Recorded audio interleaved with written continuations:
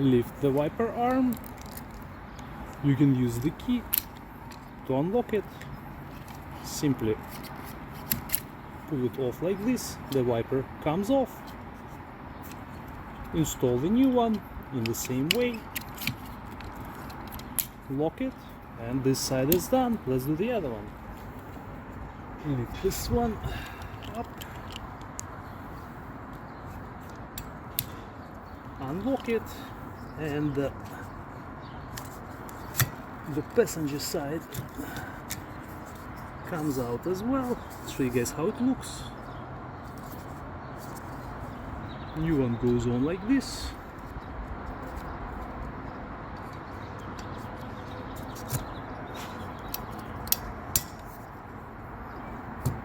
And operation is complete.